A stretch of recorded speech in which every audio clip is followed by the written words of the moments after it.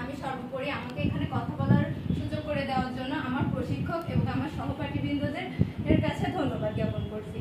আমি dress making and tailoring এ প্রশিক্ষণ গ্রহণ করছি। আমি কুষ্টিয়া জেলার মিরপুর উপজেলা থেকে প্রশিক্ষণটি গ্রহণ করতে এসেছি। আমার এখানে জীবন দক্ষতা পিকেএসএফ ও বিশ্ব ব্যাংকের সহযোগিতায় সেতুর মাধ্যমে রেইস প্রকল্পের আওতায় 5 দিন ব্যাপী অর্থাৎ 40 ঘন্টার একটি প্রশিক্ষণ গ্রহণ করছি। প্রশিক্ষণে এসে আমি অনেক কিছু শিখেছি। তার মধ্যে আমার সর্বোপরি ভালো লাগার জায়গাটা হচ্ছে এখানে স্যাররা প্রশিক্ষণের মাধ্যমে বিভিন্ন ধরনের গেম উপস্থাপন করে, যে গেমগুলো আমি আগে কখনো খেলি নাই বা এই গেম সম্পর্কে আমি জানতাম না। গেমগুলো আমার পার্সোনালি খুবই ভালো লাগছে।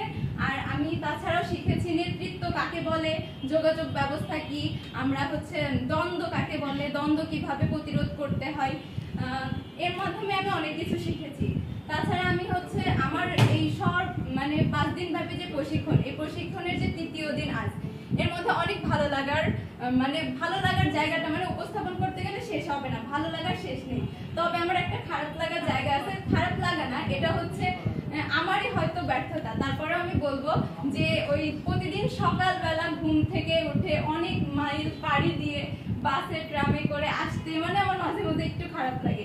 এটা আমার খারাপ লাগা। তারপর খারাপ লাগাটা শেষ করে যখন আমি এখানে আসি, আমার সহপাঠীদের সাথে কথা বলি, স্যারম্যানদের সাথে বিভিন্ন ধরনের গেম উপস্থাপন করি, তারপরে গেম খেলি, বিভিন্ন প্রশিক্ষণ গ্রহণ করি, তখন আমার খুবই ভালো লাগে। আমি সারাদিনের সবকিছু ভুলে যাই।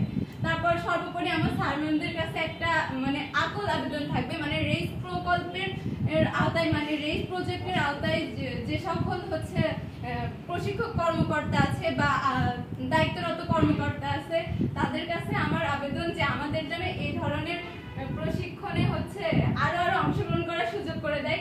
কারণ আমার এই প্রশিক্ষণটা অনেক ভালো লাগছে। আমার ইচ্ছে হয়েছে যে প্রশিক্ষণে এ ধরনের প্রশিক্ষণের সাথে সর্বোপরি